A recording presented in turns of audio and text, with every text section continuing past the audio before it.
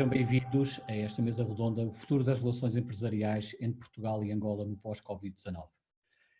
Este evento enquadra-se num conjunto de eventos que a nova School of Business Economics decidiu organizar como resposta, como contributo à situação que nós estamos a viver.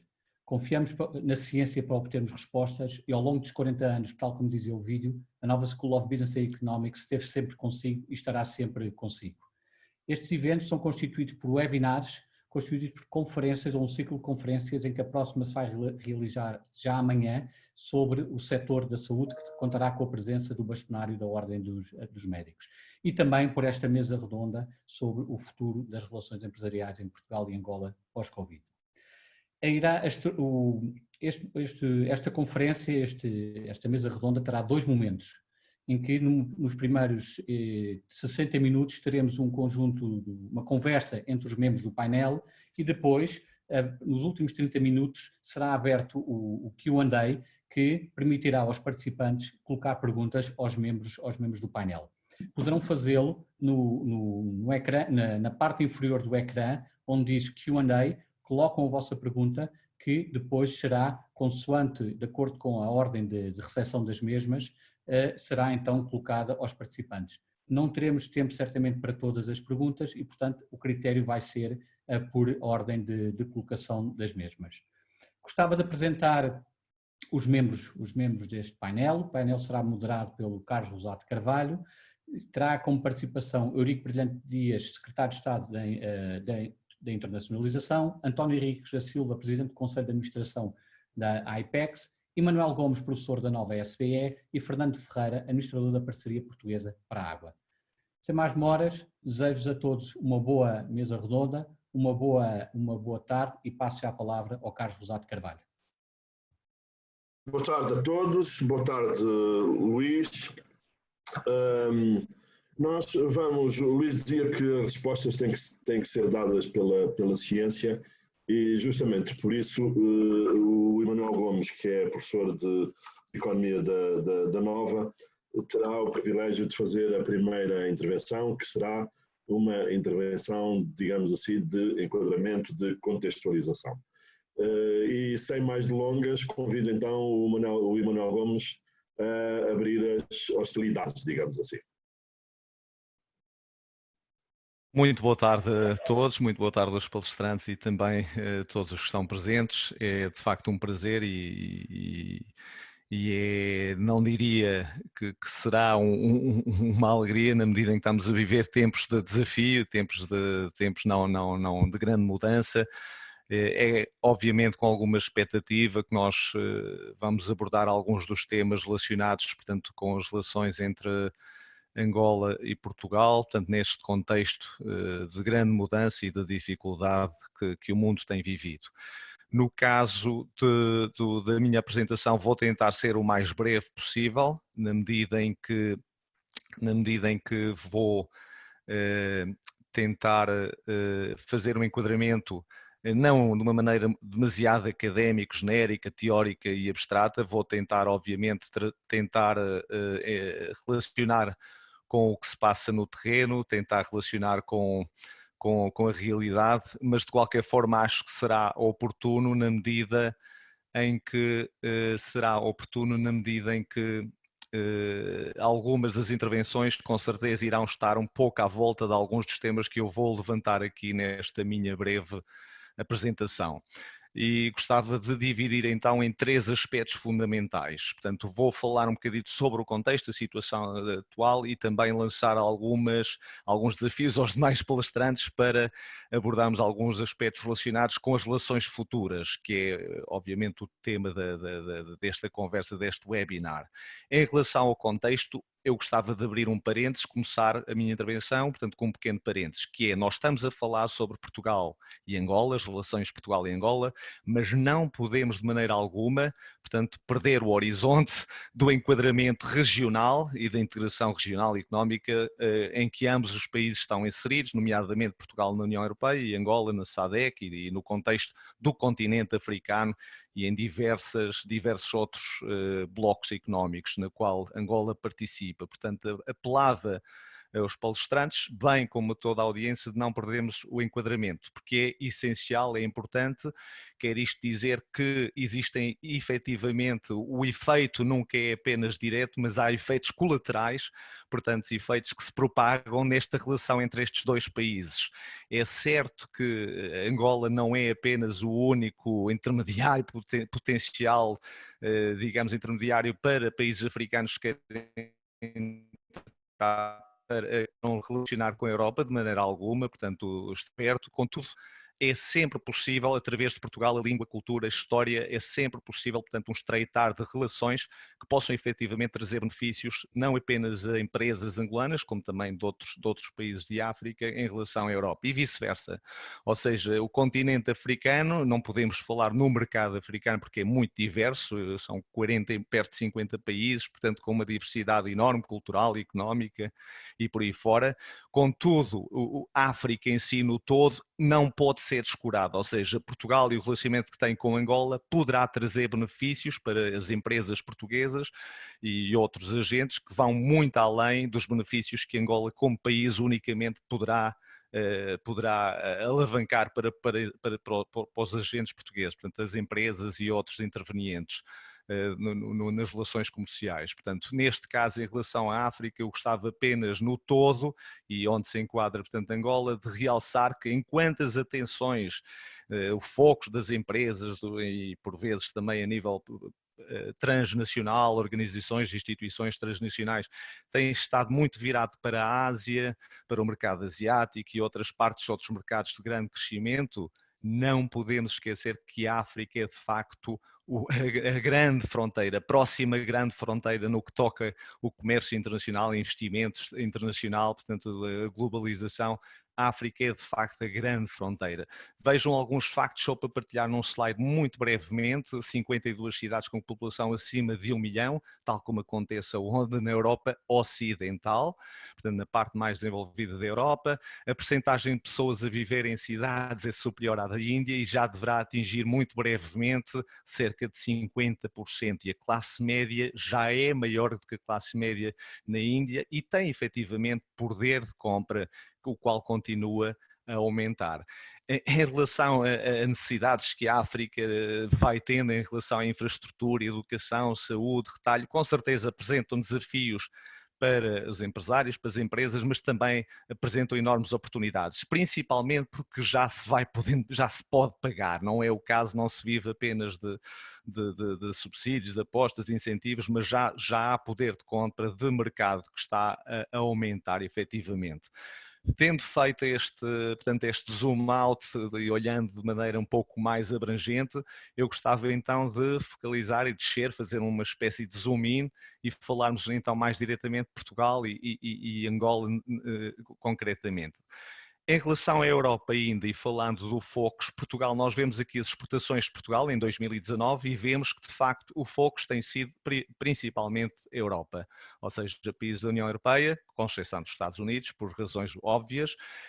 E no caso dos PALOPs, por exemplo, ou outros países africanos ou de outras partes do mundo, vem em primeiro lugar efetivamente Angola, ou seja, Angola representa 2%, cerca de 2% das exportações portuguesas, um valor de 1,4 bilhão. Portanto, quer isto dizer que, de facto, a relação entre Angola e Portugal é algo especial, propriamente dita. Angola não é a nível de produto interno bruto, cerca de 100 bilhões, portanto não é comparável a muitos outros países de muito maior dimensão, a nível de valor do mercado, como também a nível de dimensão, população, potenciais consumidores. Contudo, Angola consegue de facto atrair a atenção do empresariado português de uma maneira muito preponderante. Em relação a Angola em si, podemos ver que, efetivamente, no que toca a compras, portanto, a importações para Angola, representa, estes dados já não são de 2019, só temos importações para 2018, de facto representa o segundo maior origem, ou seja, o empresariado português, portanto, a produção portuguesa, efetivamente, é a segunda maior origem das importações para Angola. Mais uma vez conseguimos ver que, de facto, há uma relação muito especial entre estes dois países. Agora, eu acho que seria importante fazermos uma espécie de uma muito breve análise contrafactual aqui em relação a esta questão desses fluxos de exportação.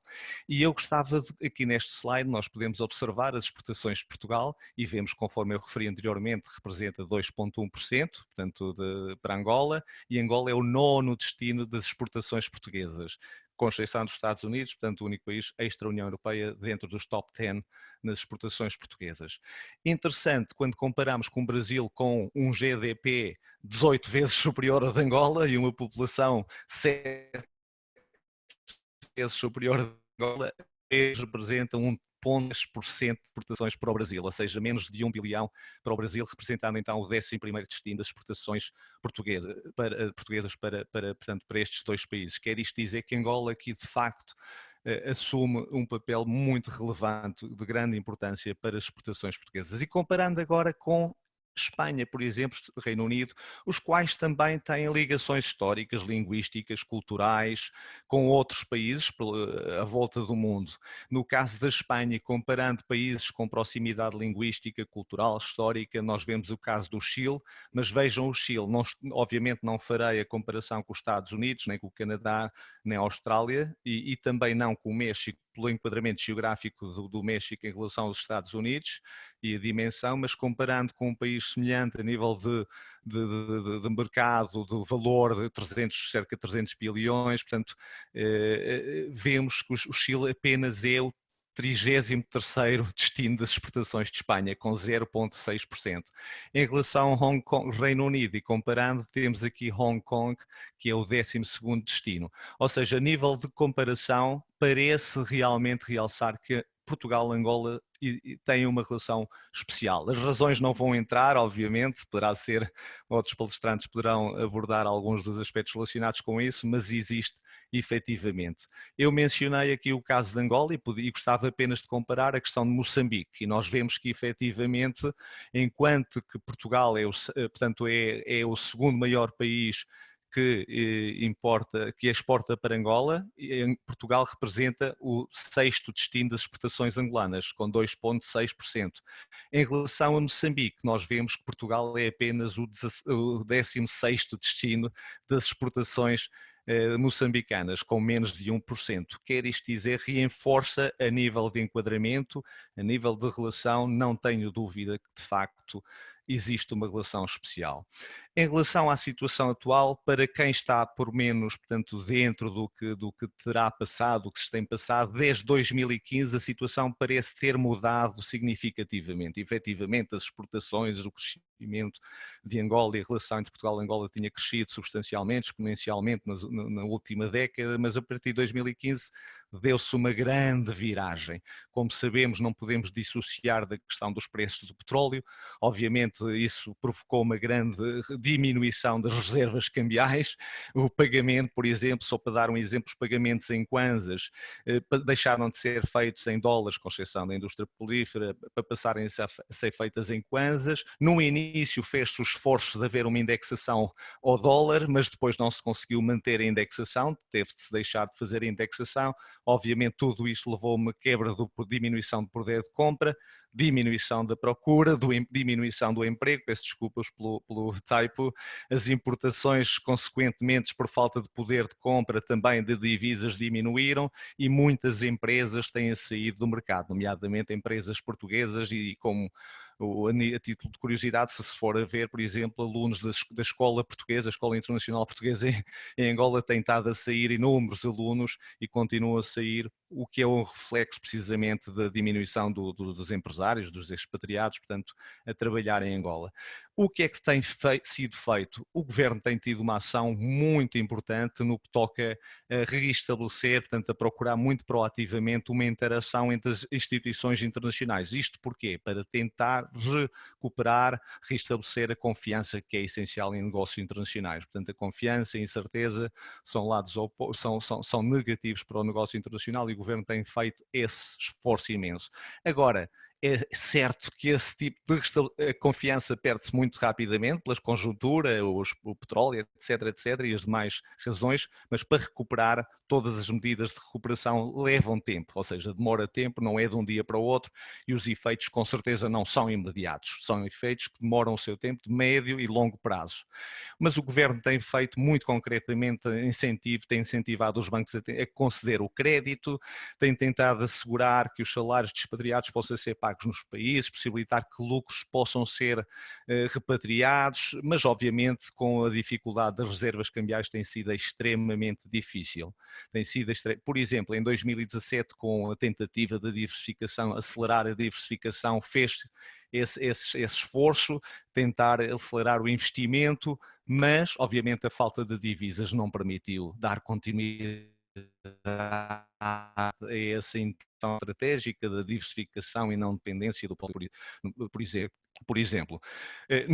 O problema também que nós vemos aqui em relação à questão do investimento e diversificação, não diversificação, é que na fase do boom, na fase em que as grandes margens de lucro existiam, havia muito uma lógica do empresariado de curto prazo, ou seja, do lucro, maximização do lucro em muito curto prazo e não numa lógica de investimento de longo prazo.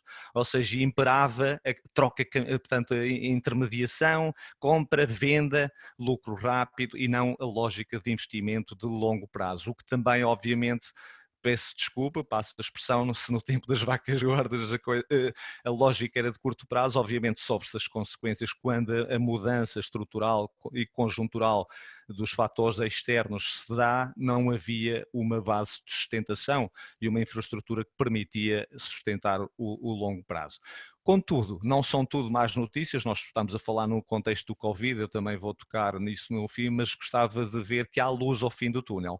Conforme eu mostrei num dos slides anteriores, portanto, aquele ciclo vicioso, espiral de crise, começando com o preço do petróleo, reservas cambiais, etc, parece haver agora principalmente nos últimos 2 anos, um aumento enorme, muito encorajador das reservas cambiais, que é de facto o fator que tem prejudicado imenso Angola, ou seja, há dinheiro, há capacidade, mas o câmbio, a reserva cambial não tem existido.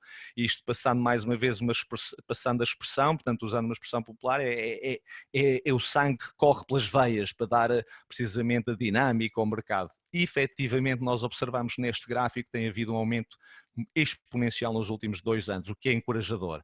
Em relação para comparar mais uma vez com o Brasil, para colocarmos as coisas em perspectiva, nós podemos ver aqui, por exemplo, em 2012 eu fiz este cálculo, pegando nos valores precisamente das reservas cambiais dos 2 países ao longo dos anos e criando um rácio, pode-se comparar efetivamente como é que em relação ao Brasil duplicou no último, portanto neste ano duplicou em relação ao que era, ou seja, teríamos 5% e agora passa a ter 11% o rácio de comparação. Isto em relação à população, por cada habitante portanto, de angolano e do Brasil, consumidor angolano e do Brasil. O que também revela que, de facto, começa-se a ver a luz ao fundo do túnel. Isto é uma notícia que eu fui buscar ontem da Angop, falando do ministro, portanto, Sérgio Santos, onde refere que a queda das importações, e houve uma queda das importações neste primeiro trimestre do ano, de cerca de 30%, o que é muito significativo. Contudo, o Executivo tem olhado para isto como transformar isto numa oportunidade, esta ameaça numa oportunidade, que é acelerar o esforço e o incentivo ao investimento para que se possa produzir através da transformação das matérias-primas e da indústria e acelerar então a tal diversificação do mercado que até aqui tem sido difícil. Este gráfico mostra como é que esta diversificação e esse crescimento se tem refletido de maneira em alguns setores, portanto, de forma mais veemente, noutras de forma mais tímida, mas na agricultura, produção, fabrico, serviços, transportes, efetivamente tem acontecido. Ou seja, os resultados, conforme nós vemos demora o seu tempo, mas tem acontecido e tem havido essa diversificação. Obviamente não vou entrar aqui, nós temos connosco o Dr. António Henriques da Silva e obviamente será a pessoa indicada para abordar, mas não gostaria apenas muito rapidamente de referir a importância da mudança da Lei do Investimento de Direito Estrangeiro em 2018 e não vou aprofundar de maneira alguma, e há mudanças muito benéficas, muito encorajadoras também, poderão sem dúvida alguma ajudar a ativar. Em relação à questão portanto, das relações futuras, o Covid, obviamente, eu estou em Portugal neste momento, já não vou a Angola há alguns meses, apesar de ser também angolano, português e angolano, não lá vou há alguns meses, mas a situação também tem afetado, felizmente a nível de números, pelo menos oficiais, tem sido incomparavelmente menor, felizmente, do que aqui na Europa e em Portugal, mas existe o estado de emergência, portanto, faz-se um esforço enorme para proteger os grupos de risco, em termos de regime de trabalho. Os vínculos laborais, obviamente, são precários e sabemos da dificuldade que estamos a passar em Portugal e noutros países da Europa, portanto, no caso de Angola não se pode exigir muito mais também, e com exceção de alguns setores, como por exemplo a distribuição que lá vai funcionando, o resto encontra-se tudo um bocado, ou seja, o Covid já era difícil respirar fora d'água, o Covid parece que foi um empurrão para baixo d'água, não é? A agricultura tem funcionado relativamente bem, se bem que ainda está muito sobreaproveitada, mas mais uma vez olhamos para isto com um olhar mais positivo de oportunidade, ou seja, existe um enorme potencial porque está subaproveitado e não é uma crítica apenas que não está a funcionar como devia. Em relação às relações futuras, eu termino com este slide aqui. Gostaria de apenas lançar estes pontos principais. Ou seja, o mercado angolano atuar para o empresariado português que possa querer restabelecer, manter ou por primeira vez, portanto, considerar ou investir em Angola, ou seja, há que mudar principalmente para quem já lá tem estado e tem experiência e vai que não vai, volta, não volta, requer uma grande mudança estratégica, operacional e, acima de tudo, também de mentalidade.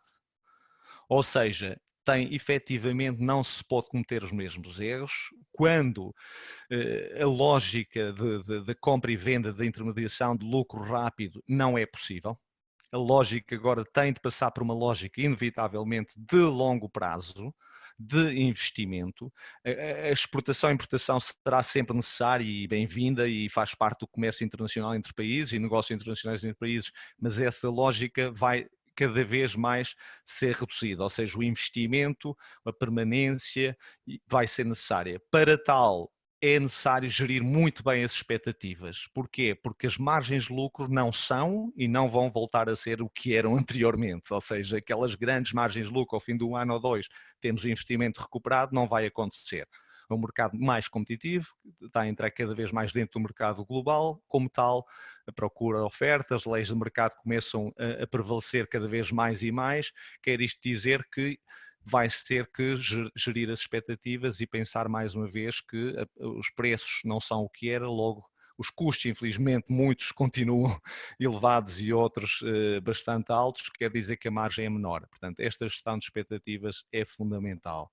A mudança da lógica do intermediário para uma lógica de verdadeiro parceiro. Aliás, a própria lei do investimento privado agora reflete precisamente uma das linhas prioritárias nas verdadeiras alianças estratégicas, parcerias, partilha de riscos, partilha de conhecimento, de custos, de investimento, também de benefícios e lucros, mas numa perspectiva de longo prazo de verdadeiros parceiros e não apenas de intermediários. E para terminar, este último ponto que eu acho que tem sido uma oportunidade perdida do tecido empresarial português em Angola, e que é o seguinte: nós temos o exemplo de inúmeras empresas, e eu vou-vos dar um exemplo muito rapidamente: a Boeing, a Goodyear dos pneus, Caterpillar, tratores, maquinária de construção agrícola, Ben & Jerry's, o gigante de gelados, a Pepsi Cola, portanto, todas estas grandes multinacionais, o que é que têm utilizado?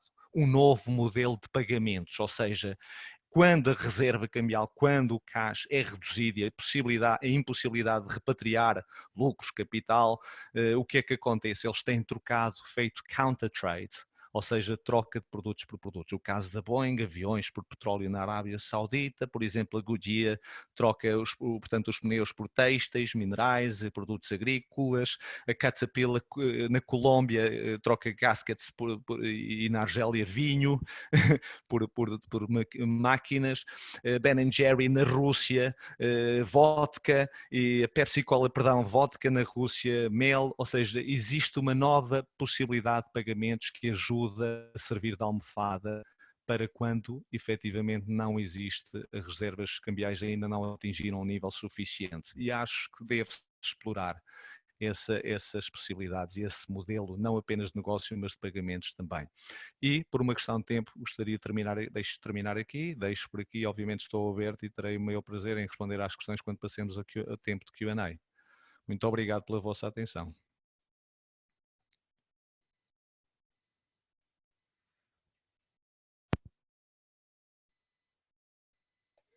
Luís, podes tu avançar? O Carlos, bom, vamos agora então, enfim, peço desculpa, o Carlos Rosado caiu a ligação dele. Vamos então agora seguir para a intervenção do Sr. Secretário de Estado, Eurico Brilhante Dias. Sr. Secretário de Estado, faça favor.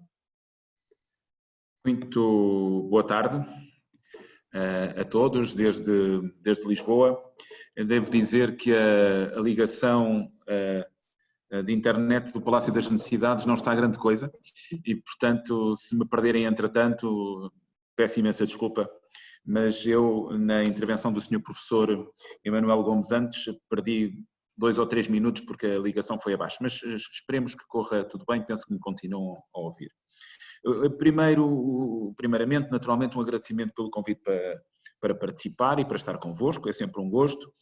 Um cumprimento aos meus colegas de painel, ao Sr. Professor Emanuel Gomes, que falou antes de mim, um cumprimento muito especial também ao António Henriques da Silva da IPEX e ao João Luís Traça da Câmara de Comércio.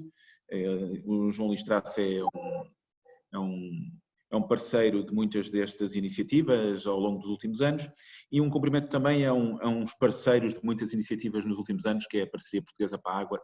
O Fernando Ferreira está connosco.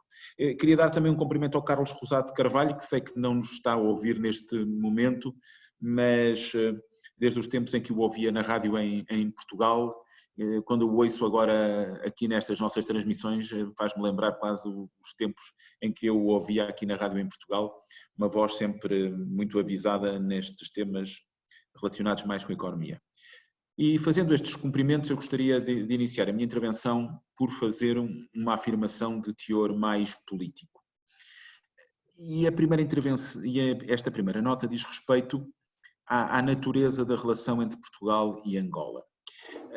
Eu bem sei que nós estamos muito habituados às boas palavras neste tipo de fóruns, mas é importante sublinhar que a relação de entre Portugal e Angola é uma relação que tem raízes muito profundas e que essas raízes muito profundas fazem com que, sem prejuízo das conjunturas, e hoje vivemos ambos uma conjuntura muito difícil, em grande medida por causa desta pandemia Covid-19, e que sem prejuízo das conjunturas, os nossos laços são fortes, são profundos, e por isso nós trabalhamos sempre para construir um futuro melhor entre os dois países. Nós já vivemos crises, quer Portugal, quer Angola, que em muitas circunstâncias foram crises que não eram simétricas, eram de alguma forma assimétricas e não tinham sincronia, diria melhor. Portugal estava bem, Angola estava menos bem, Angola estava bem, Portugal estava menos bem, e muitas vezes os recursos, em particular os recursos humanos, foram encontrando num país e noutro as soluções para continuar a sua vida e para continuar a criar riqueza. Neste caso, vivemos uma crise que tem fundações muito semelhantes, o caso do Covid-19, desta pandemia, mas nós continuamos a trabalhar para que o relacionamento económico, primeiramente político e social, mas também económico entre os dois países, seja o mais profundo e aquele que permita às comunidades nos dois países terem as melhores condições de vida. E esta ideia de perenidade esta ideia de continuidade. É muito importante porque significa que sempre que olhamos para o nosso relacionamento bilateral, e falo desde o ponto de vista do governo português, nós nunca olhamos para um relacionamento, perdoem-me a expressão, muito prosaica, de toque e foge. Nós, com Angola, não temos uma relação de intermitências, não temos uma relação que se baseia oportunisticamente em alguma possibilidade comercial. Nós olhamos para esta relação como uma parceria para um desenvolvimento conjunto. E temos razões também da economia portuguesa que o justificam, que não têm a ver apenas com os laços histórico-políticos de que fiz referência já na minha intervenção. Tem a ver com o facto de talvez como em nenhum mercado se encontrem tantas empresas portuguesas a fazer investimento direto.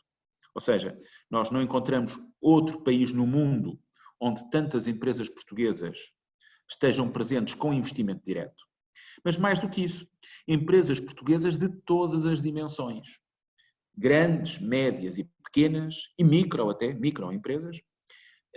E, por outro lado, ao nível do setor exportador português, em nenhum outro mercado, talvez só na nossa vizinha Espanha, se encontrem tantas empresas portuguesas que têm parceiros comerciais e clientes no mercado angolano e também exportadores de todas as dimensões, dos maiores aos mais pequenos. E, portanto, nós nunca podemos olhar para as circunstâncias de crise como uma circunstância que nos faz repensar a perenidade, a continuidade do relacionamento económico. Ele é necessário e é necessário a muitos portugueses e acredito que também a muitos angolanos. Depois desta minha primeira abordagem à natureza do relacionamento, queria focar-me num outro elemento que queria comentar convosco, que é o papel da política externa portuguesa, mas também de como é que nós, os dois governos, e aqui sem querer evidentemente falar pelo governo angolano, mas falando pelo lado português, mas como é que os governos podem contribuir para essa perenidade e para essa continuidade. E aquilo que temos feito, mas temos que continuar a fazer, é construir a melhor infraestrutura para este relacionamento económico. Primeiro, percebendo desde o lado português que a opção dos nossos amigos angolanos, do governo angolano, é claramente uma aposta na diversificação. E isso, como dizia o senhor professor ainda há pouco, uma aposta no investimento direto em Angola, substituindo muitas vezes uma lógica puramente comercial por uma lógica de investimento e de criação de produção em Angola. Essa é claramente a aposta que nos é apresentada como prioritária pelo governo angolano e a nossa perspectiva é poder corresponder. Por isso, para construir essa infraestrutura, nós temos alguns instrumentos que temos que desenvolver. Foi muito importante nós termos assinado o acordo de proteção recíproca de investimentos, que foi já também ratificado pelo Sr. Presidente João Lourenço e que também do lado português seguiu o mesmo caminho de ratificação. Temos uma convenção para evitar a dupla tributação também assinada muito recentemente, quando penso da visita do Sr. Primeiro-Ministro António Costa a Angola, que também já está em vigor. E isto são instrumentos novos que nós não tínhamos, são instrumentos dos últimos, diria, 3 anos.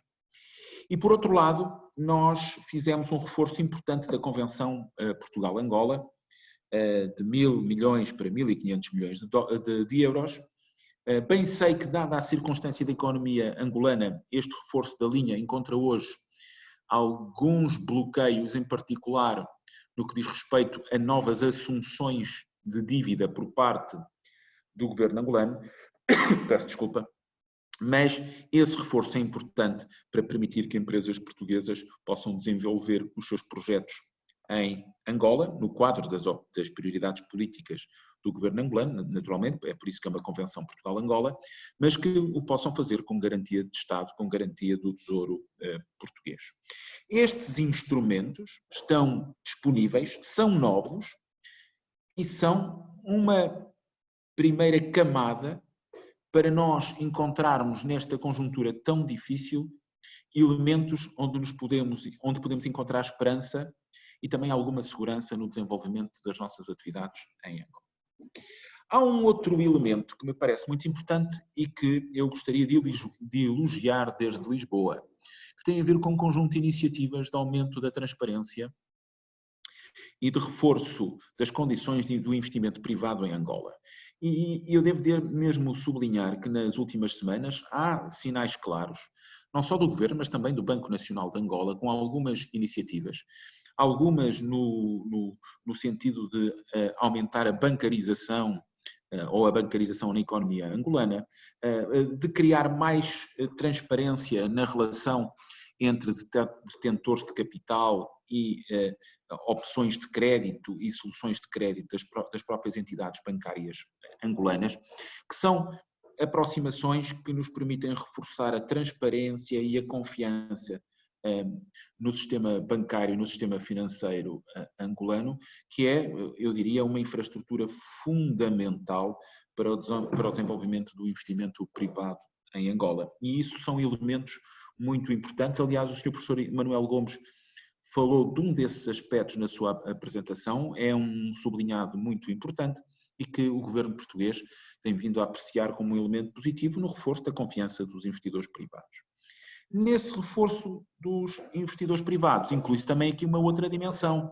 Aliás, na minha última visita a Luanda, onde tive a oportunidade, naturalmente, de conversar com os nossos parceiros angolanos, quer com a senhora Ministra das Finanças, na altura também com o senhor, então, Ministro dos Negócios Estrangeiros de Angola, foi a possibilidade de olharmos para o dossiê das privatizações e de olharmos também para esse dossiê desde a perspectiva em que esse dossiê, esse pacote apresentado também aos nossos empresários geraria seguramente novas oportunidades de captação de investimento direto estrangeiro para Angola.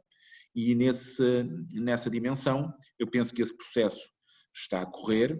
Bem sei que talvez não seja a melhor conjuntura desde o ponto de vista económico-financeiro para fazer um processo de privatizações, mas ele está a andar e continuo a sublinhar que há empresas portuguesas interessadas no processo de privatizações em diferentes setores e que, tal como fiz na altura, um convite às autoridades angolanas para vir a Portugal fazer a apresentação desses ativos, esse convite mantém-se e quer nós, quer a AICEP em particular, a Agência de Investimento e Comércio Externo de Portugal, minha tutelada, estamos mais do que disponíveis para auxiliar as autoridades angolanas nesse processo.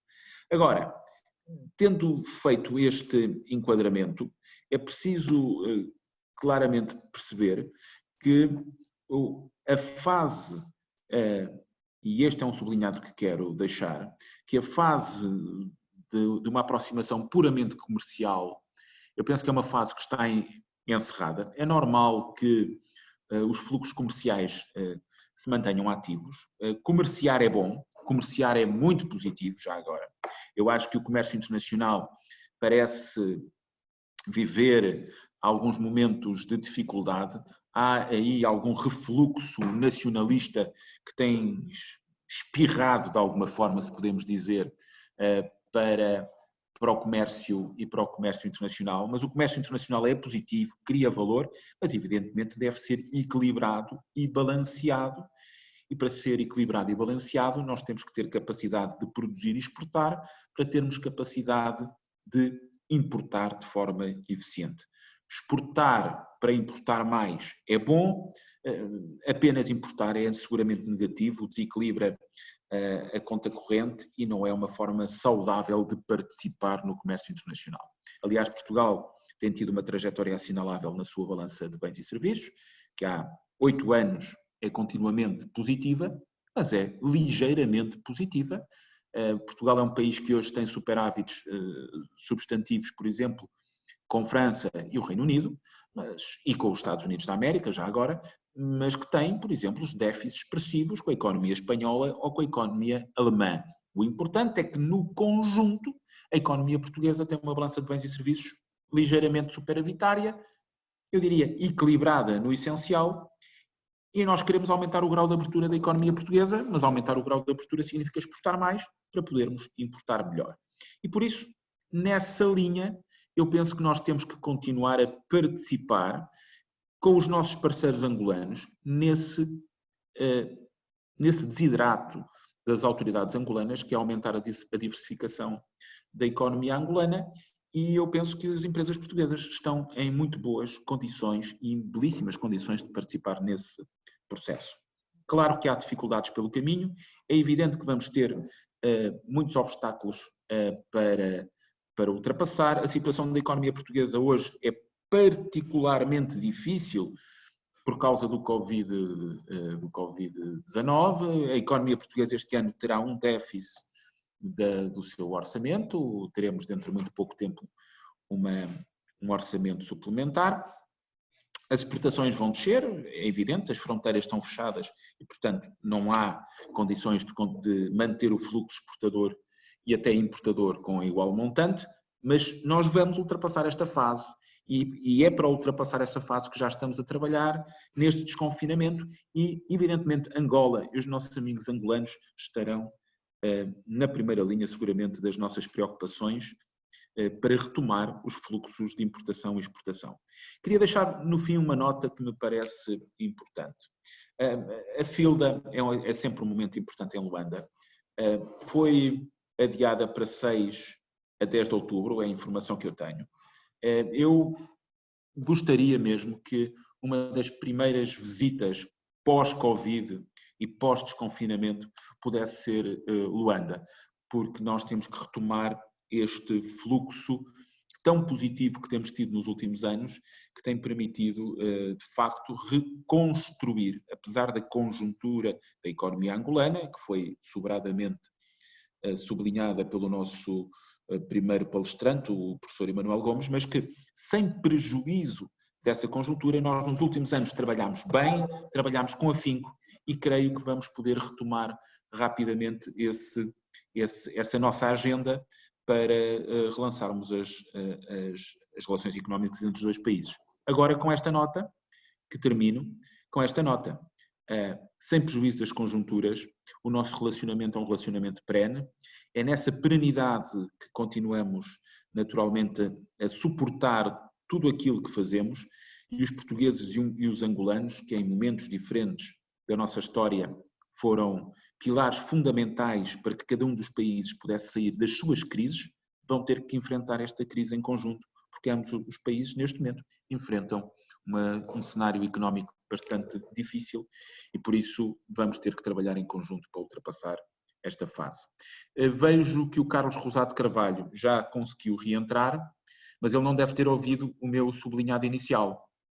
Quero dizer ao Carlos Rosado Carvalho, que acho que me está a ouvir, que ainda me lembrava da voz dele dos tempos em que ele era locutor aqui em Lisboa e acompanhava os assuntos económicos e que não foi com saudade, mas foi com gosto que eu voltei a ouvir essa voz que me habituei a ouvir aqui na TSF, se não me falha a memória, durante bastante tempo. Foi um gosto.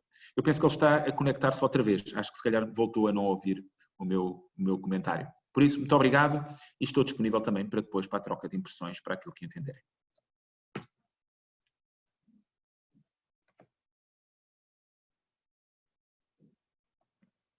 E eu, se calhar, agora passava. Muito obrigado, Sr. Secretário de Estado. Peço desculpa, Luís, mas eu acho que o Carlos tem entrado e saído. Eu acho que agora nos está a ouvir outra vez. Está o microfone desligado, Carlos. Está o microfone desligado. Eu estou a ouvir. E já me ouvem? Já sim, já ouvimos.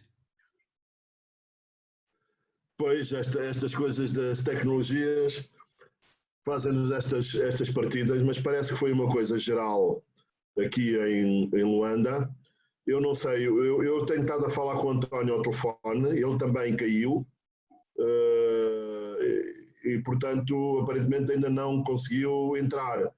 A minha sugestão é que vamos para o Fernando Ferreira, não é?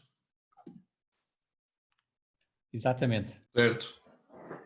Então, boa tarde a todos. Eu quero agradecer à Câmara de Comércio e Indústria Portugal Angola e à Nova SBE o convite que fez à parceria portuguesa para a água para estar neste evento, que em boa hora se organiza, e quero também cumprimentar todos os meus colegas de painel e a todos aqueles que assistem. Provavelmente neste período que vivemos, enfim, os cumprimentos serão, enfim, e como as palavras também mudam de sentido, serão, enfim, uma amigável cotovelada para todos, no fundo. Eu iria fazer a minha apresentação, enfim, em três pontos. Primeiro, iria-vos dar uma rápida fotografia do que é a Parceria Portuguesa para a Água e um pouco falar das competências que existem residentes em Portugal neste cluster da água. Depois, a importância que o mercado angolano tem para nós, empresas portuguesas ligadas a este setor.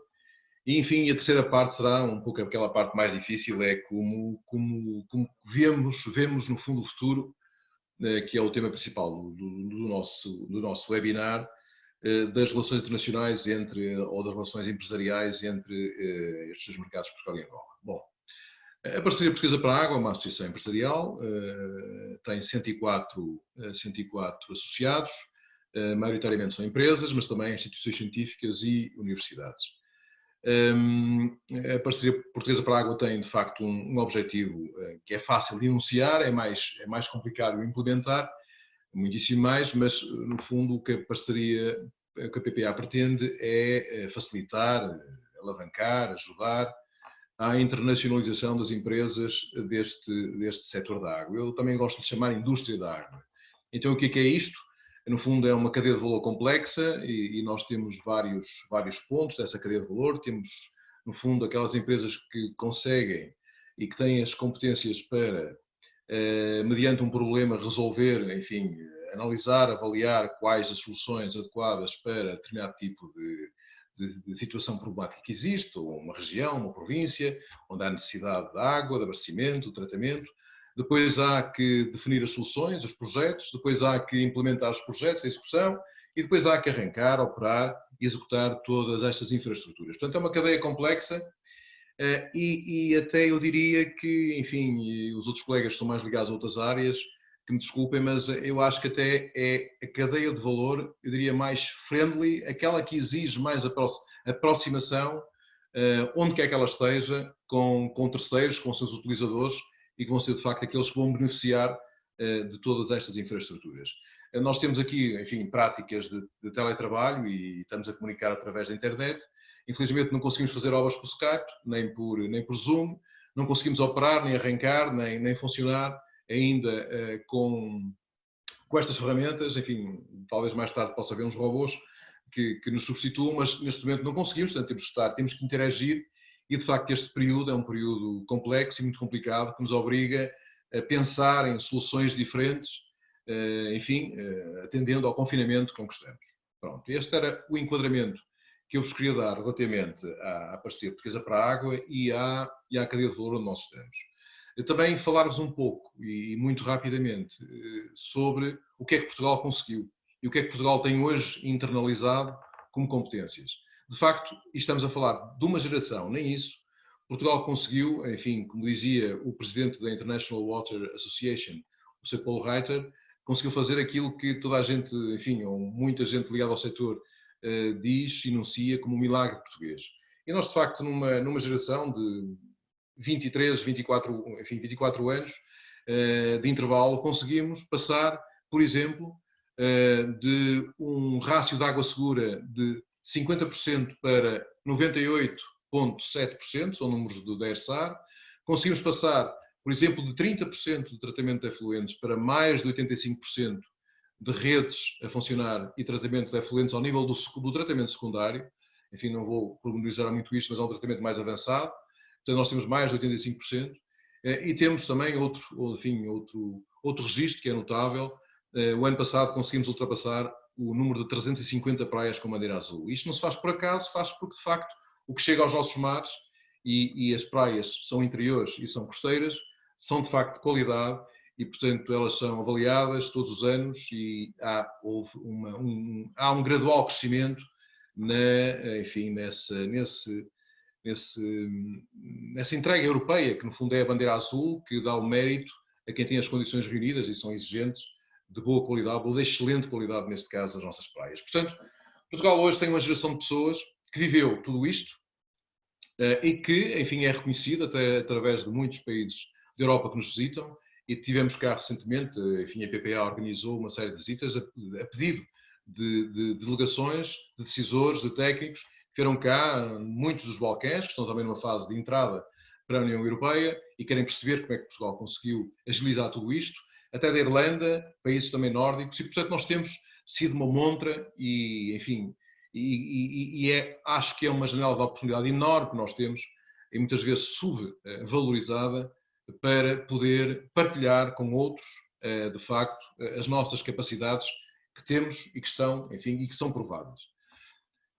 Voltando agora ou indo para o segundo ponto, a importância de Angola neste cluster, enfim, não só neste, mas como em muitos outros, mas, enfim, falando sobre esta cadeia de valor da água, a PPA faz todos os anos uma série de inquéritos aos seus associados para perceber onde é que estão, onde é que querem estar, até para nos posicionarmos um pouco, dando as ferramentas que, enfim, as empresas procuram. Posso-vos dizer que, enfim, a média dos últimos 2 anos, 40% das empresas associadas elegeram Angola como seu primeiro mercado de destino.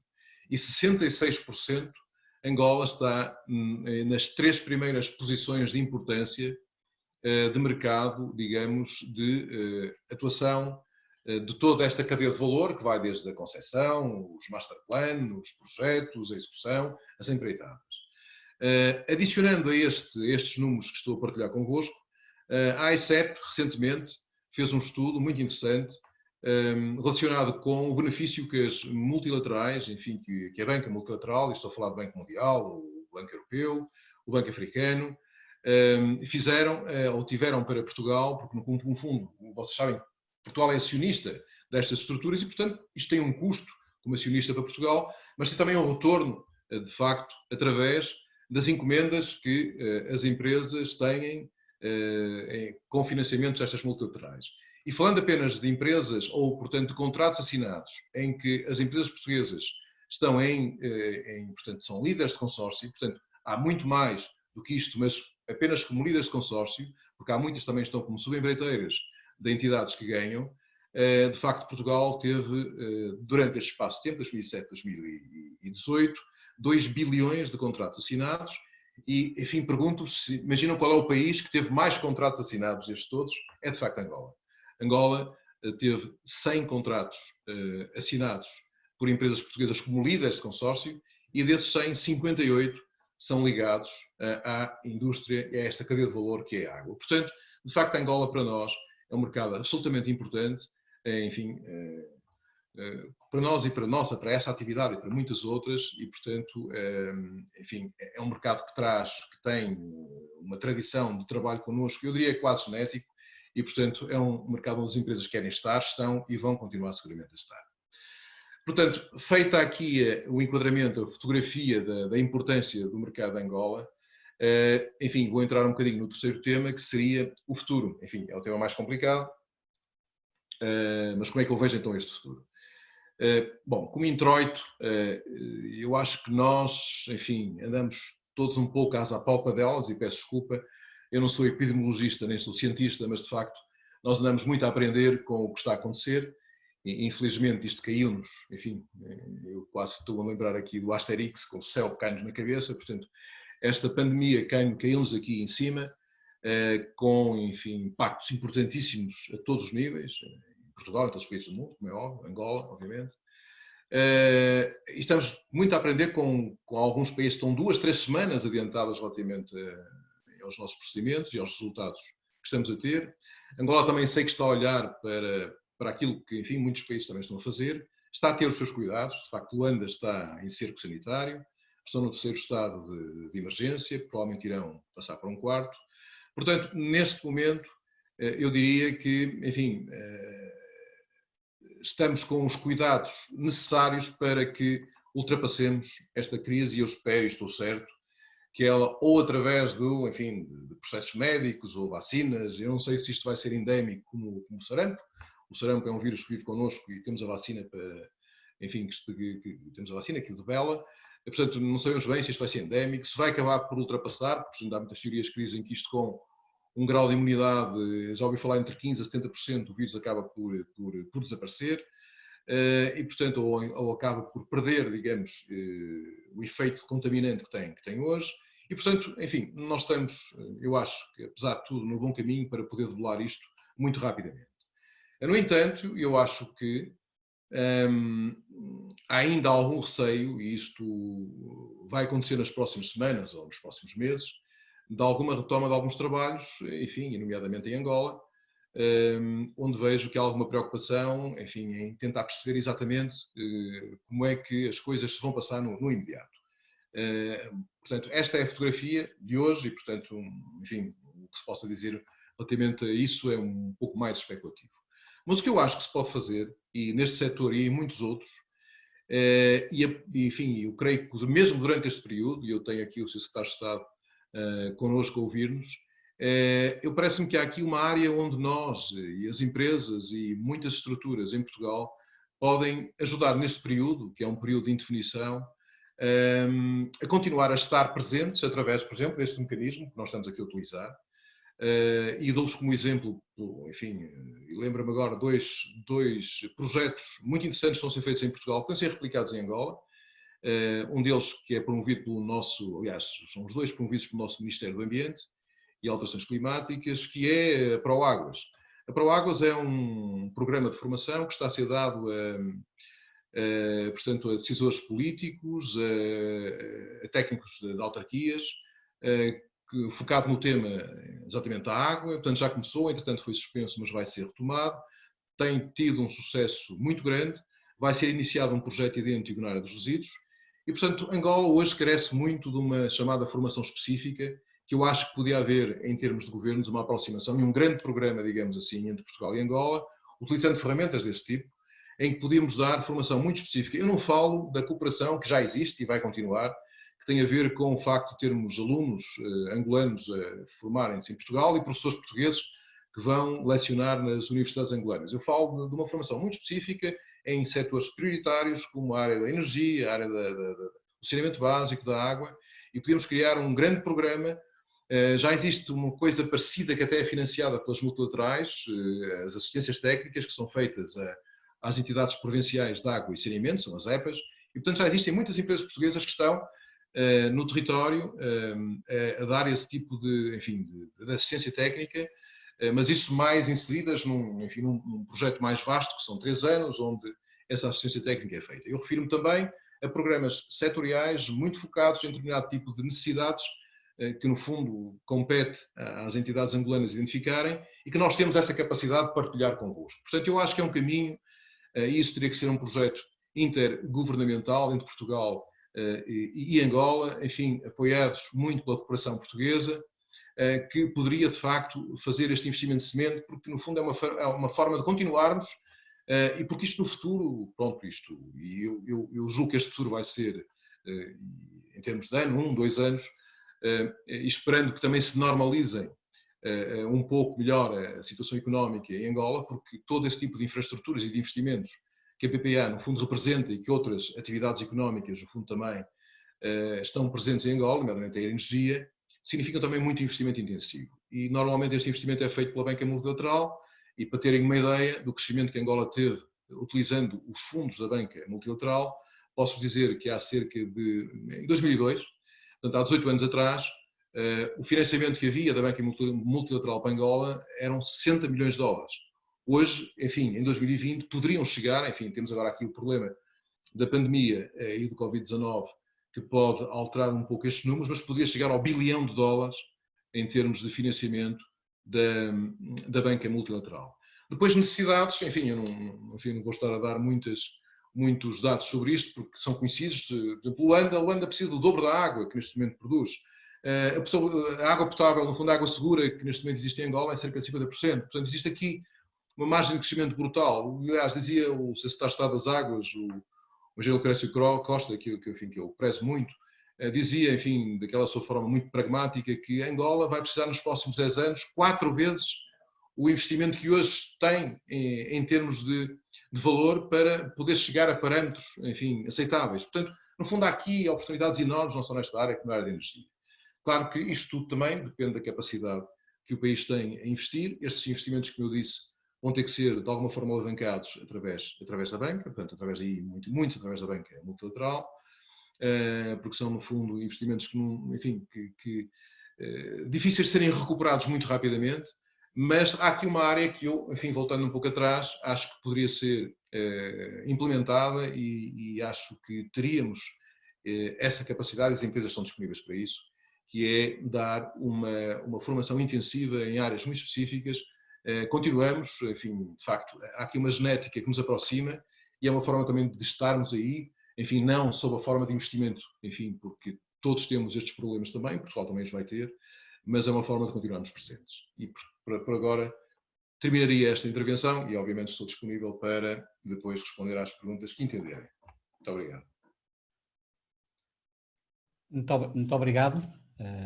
O nosso moderador, como ele referiu, há problemas com as ligações com a internet em Angola, portanto faço eu aqui o papel um pouco de moderador e de colocar as perguntas que estão a surgir no Q&A e que eu, mais uma vez, quem pretender colocar questões poderá fazê-lo através do Q&A, que é na barra inferior aqui do ecrã, onde tem a janelazinha que diz Q&A. Temos aqui uma pergunta, eu se calhar começava a seguir a mesma ordem, uma pergunta para o professor Emanuel Gomes, em que na apresentação foi referido margens de lucro são muito menores. Podia um pouco dar uma ideia do que é que estamos a falar, números de preços versus custos, um pouco concretizar um pouco mais esta ideia.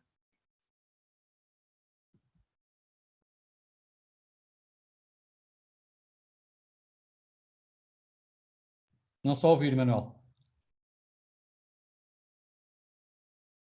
Estou sim? Então, sim, agora ok, está ok agora. Okay. Gostaria talvez explicar um pouco melhor o que disse assim muito rapidamente. Obviamente os preços continuam a aumentar, sem dúvida o quilo do arroz vai parar a 1900 kwanzas, quando o ano passado podia estar nas centenas dos kwanzas, portanto, obviamente há sempre um aumento dos preços. O que eu estava a referir, quando eu, enfim, usei a expressão popular do tempo das vacas gordas, eu quero, portanto, explicar que me referia ao tempo do boom.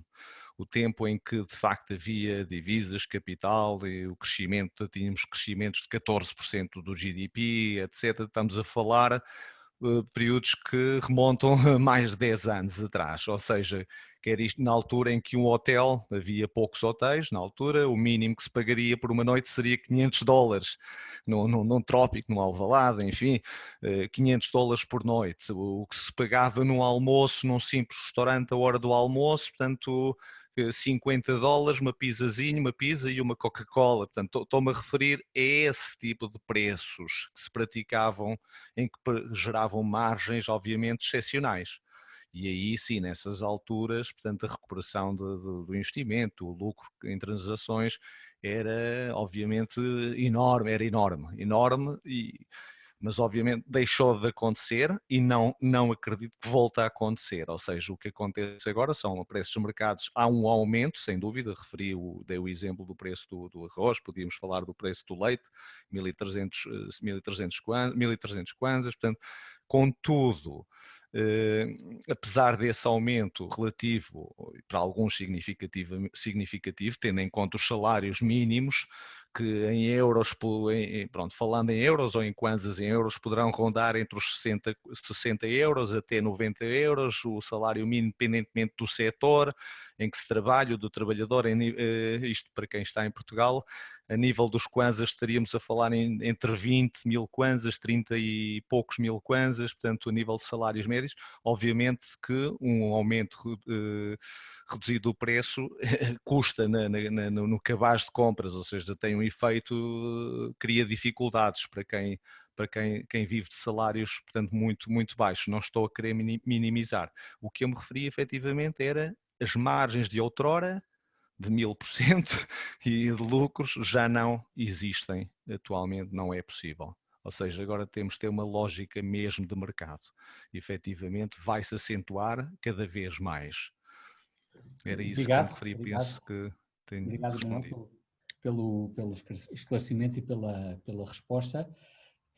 Temos aqui uma outra pergunta que é feita pelo José Vieira Jordão, ao Sr. Secretário de Estado, relativamente às linhas de financiamento que referiu de cerca de 1,5 milhões de euros, ou 1.500 milhões de euros, e trata-se de um empresário que está em Luanda, e por isso em Luanda de que forma é que poderá ter acesso a informações relativamente a essa linha e como é que tudo isso irá ser operacionalizado?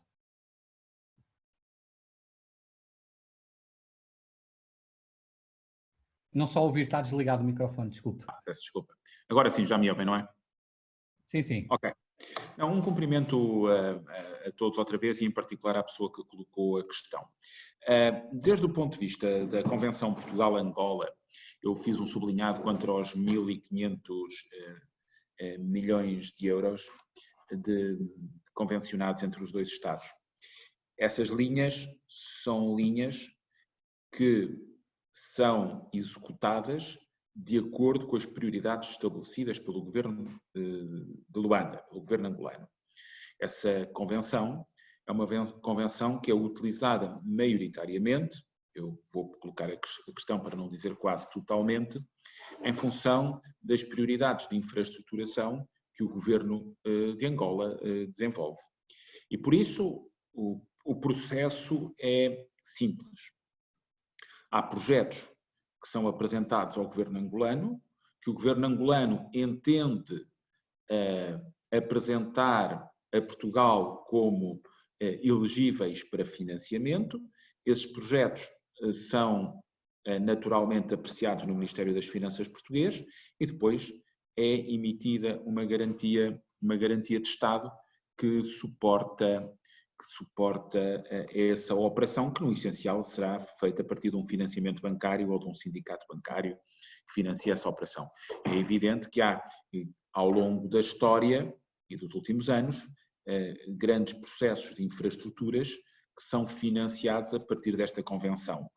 O que aconteceu em 2018, ou no princípio de 2018, foi que essa linha, que anteriormente tinha um valor de 1.000 milhões, estava praticamente esgotada, já que o governo angolano já tinha imputado à linha uma grande quantidade de projetos que tinha praticamente esgotado esse plafond, e o governo português então, também na sequência das conversações com o governo angolano, ampliou essa linha para 1.500 milhões, o que nos permite hoje ter naturalmente plafond disponível para novos projetos que o governo angolano entenda imputar a essa linha.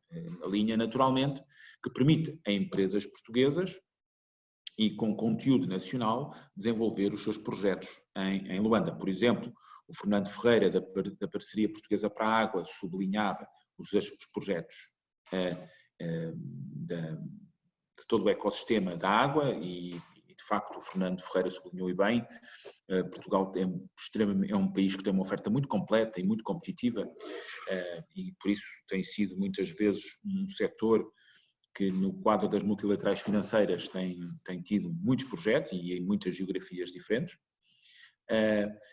São tipicamente esses projetos, além dos projetos de infraestruturas rodoviárias, por exemplo, que têm vindo a ser contemplados nessa linha. Já os empresários portugueses têm outros instrumentos que podem usar. Portugal mantém, por exemplo, naquilo que é a linha de curto prazo, com garantia de Estado, que fundamentalmente são operações até 2 anos e que, no essencial, financiam processo exportador. Portugal continua a ter também operações garantidas pelo Tesouro, que permitem cobrir bem o risco Angola, portanto o risco país, e que nessa medida garantem aos empresários portugueses que submetem as suas operações à COSEC, neste caso a seguradora de crédito à exportação, que tem o exclusivo da operação com garantia de Estado, podem submeter as suas operações e elas são depois aprovadas, submetidas pela COSEC ao Tesouro Português e aprovadas em função dos parâmetros que são conhecidos. E não queria deixar de lado também a fluidez de fluxos entre a banca portuguesa e os seus correspondentes em Angola, que é uma fluidez que permita que muitos empresários portugueses possam trabalhar cá e lá, utilizando bancos que se conhecem e que, em grande medida, permitem suportar o fluxo comercial. O essencial aí é o fluxo comercial. Eu devo dizer que passei por esse instrumento, mas devo reforçar, um dos maiores apoios que o governo pode dar, e que os governos, não é só o governo português, o governo angolano também pode dar, porque já está em vigor, a Convenção para evitar a dupla tributação, que permite que angolanos, empresas e cidadãos não sejam tributados duplamente num lado e do outro, ou seja, em Portugal e em Angola, mas também o Acordo para Proteção Recíproca de Investimentos, que permite dar aos investidores portugueses, por exemplo, em Angola, a confiança de ter um instrumento bilateral que promove a proteção dos seus investimentos. E, por fim, uma nota para aquilo que é o seguro de investimento. Nós temos ativo um instrumento que é o seguro de investimento, que muitas empresas portuguesas conhecem mal, mas que eu diria que é um instrumento muito semelhante ao seguro de crédito, mas muito orientado, para simplificar, entendam, mas que é muito orientado a segurar investimentos de empresas portuguesas no exterior, que pode ser utilizado em Angola e que é um instrumento muito importante e que, aliás, ainda nas últimas semanas, perdoem-me a tosse, não é Covid-19, garanto-vos, mas que permite, ainda há pouco tempo, dizia eu, tive a oportunidade de falar com uma empresa portuguesa que quer fazer um investimento no exterior e que vai ter esse instrumento com garantia de Estado, que é um seguro de investimento. E esta panóplia de opções está disponível.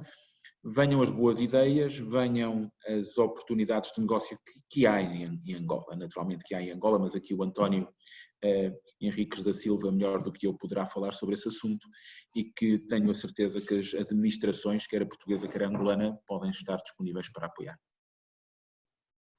Muito obrigado.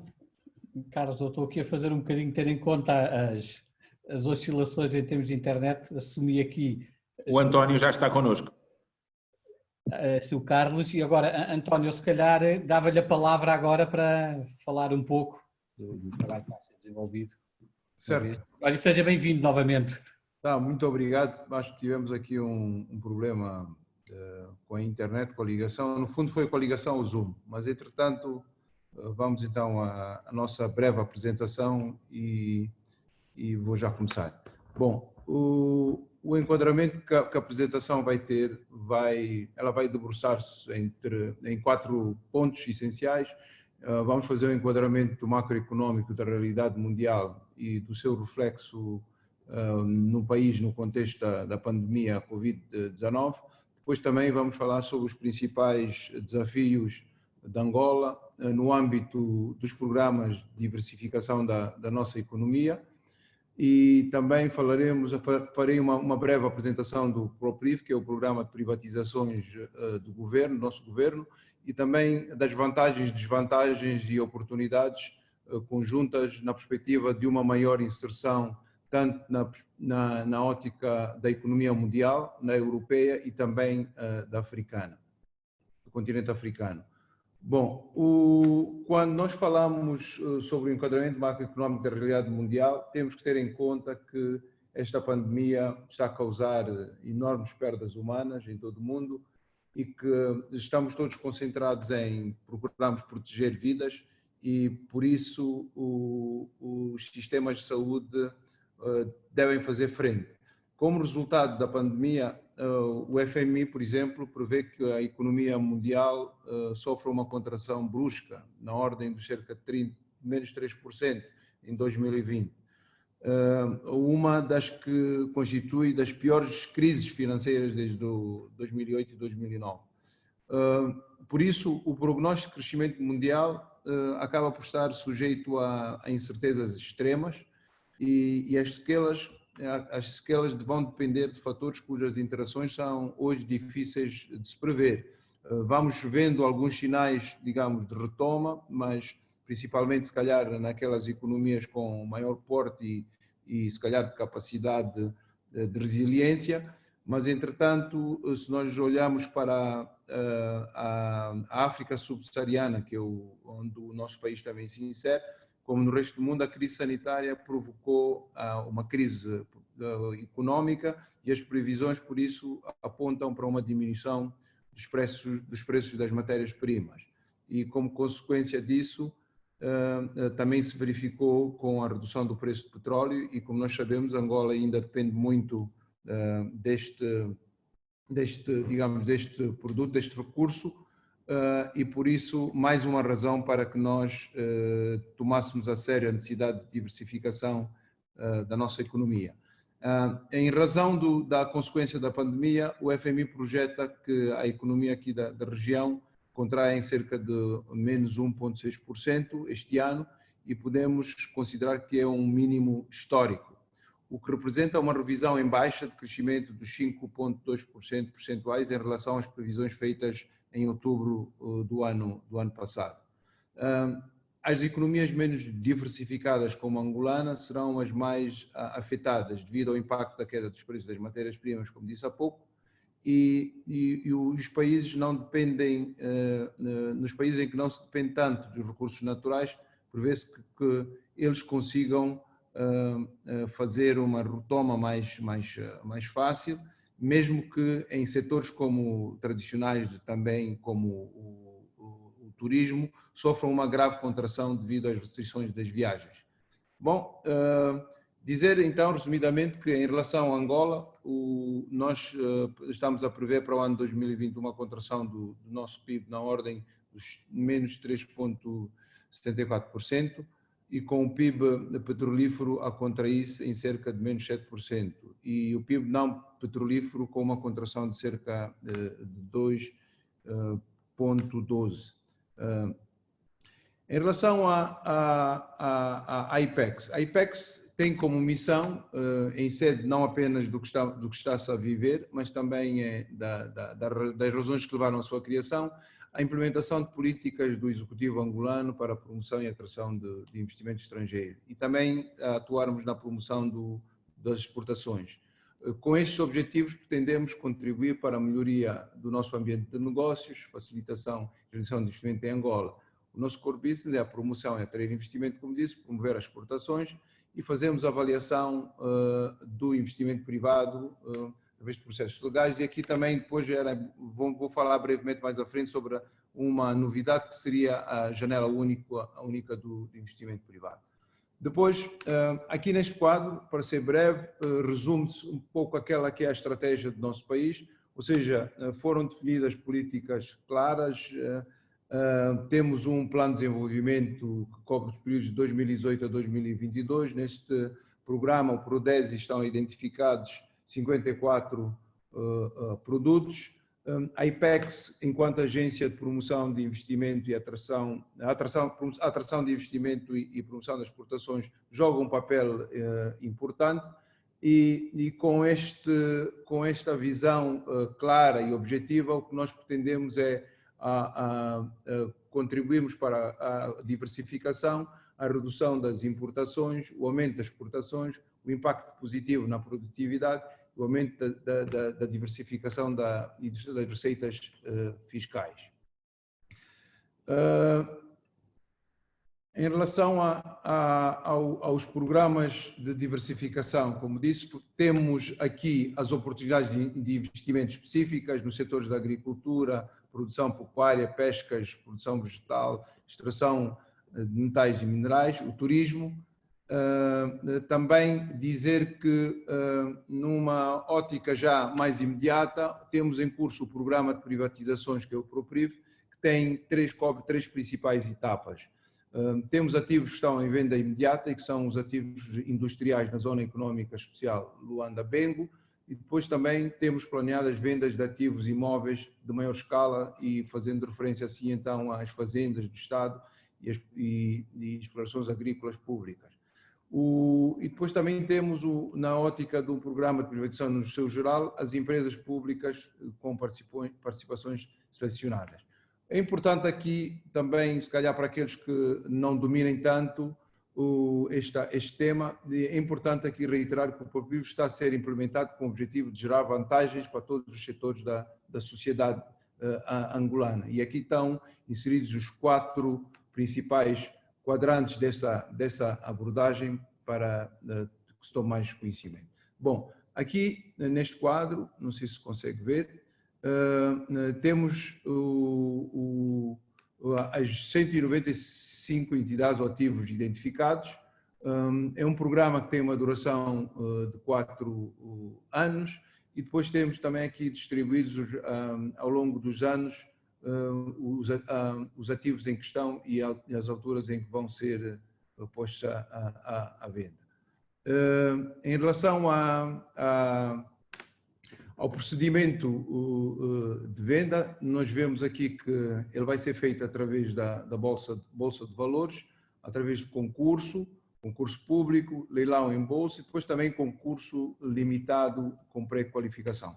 Esta informação não é uma informação da IPEX, mas é uma informação que nós retomamos do IGAP e está disponível também para consulta para quem queira saber em maior pormenor. Os setores em causa são os setores de recursos minerais e petróleos, telecomunicações, tecnologias de informação, finanças, transportes, economia e planeamento, hotelaria e turismo e o setor produtivo. Aqui temos alguns exemplos das empresas que estão a ser, ou que pretendemos ser alienadas e o modelo de procedimento da sua venda. Bom, recuando aqui, em relação ao quadro legal, tudo isso é importante que se materialize respeitando-se um quadro legal que possa ser visto como favorável e por isso, com a nova lei do investimento privado, o governo angolano e Angola em si, e com uma preocupação constante de termos um quadro de melhor ambiente de negócios, foram então definidas aqui um conjunto de medidas com o intuito de gradualmente, mas de forma que nós queremos que seja agressiva, melhorar-se o ambiente de negócios no nosso país. E para tal foram definidos e também incentivos fiscais, e estes incentivos fiscais têm como base, em função também dos programas que o nosso governo tem, os setores prioritários que beneficiam da redução fiscal. Estão aqui também enumerados esses setores. Depois também aqui importa dizer que nós pretendemos acabar com as assimetrias, logo o país tem que ser desenvolvido na sua plenitude e para que tal aconteça, dividimos o país foi dividido em 4 zonas, na zona A, zona B, zona C e zona D, e estas têm depois associadas a essa distribuição o conjunto de incentivos para que a sua atratividade possa ser de facto bem enquadrada e recebida pelos investidores.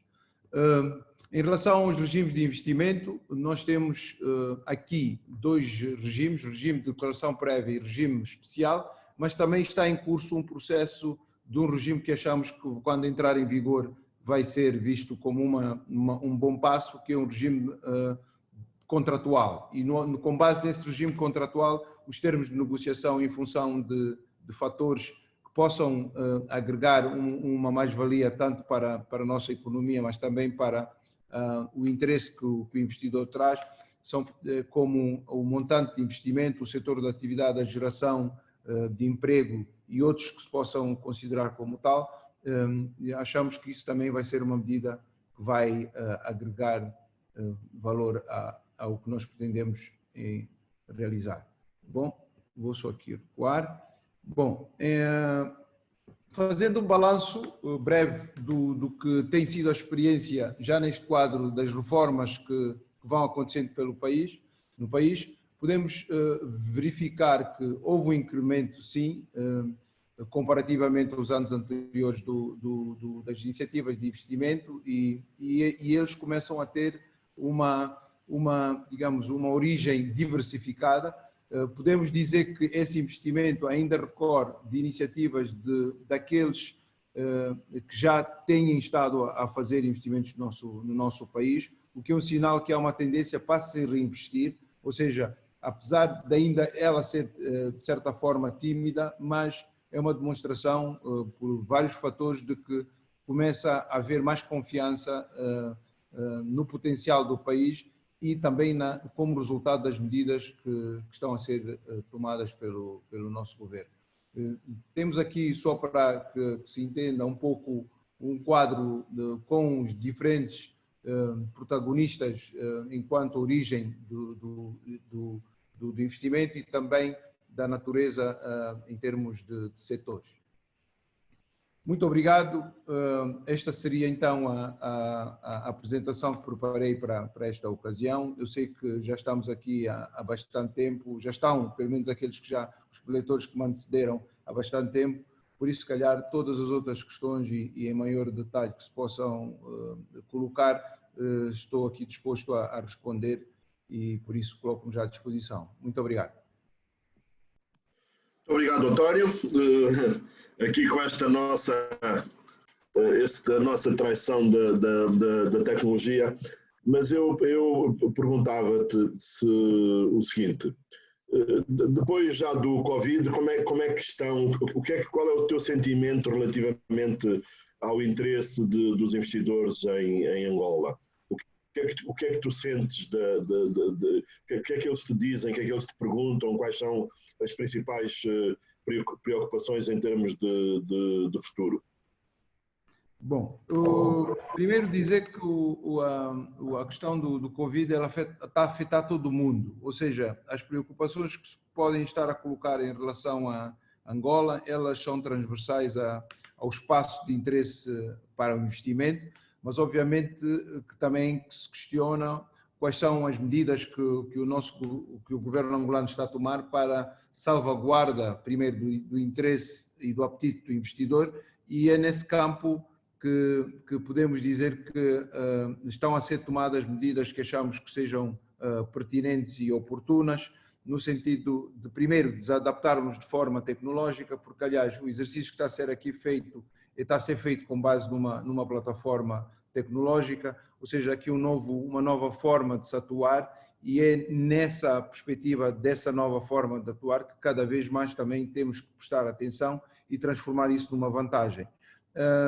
Dizer também que temos estado a notar interesse para setores que até aqui não eram assim tão de realce. Começamos a verificar que há interesse para o setor agrícola, para o setor de transformação, e isto pode representar não só uma vantagem para o nosso país, mas também para uma visão que se possa ter a médio e longo prazo sobre o enquadramento que o país tem, sobre as medidas em concreto que estão a ser tomadas e sobre a oportunidade de expansão de negócios para além fronteiras. Há que aqui lembrar que Angola está inserida na SADC, que é um mercado com um potencial de cerca de 300 milhões de consumidores.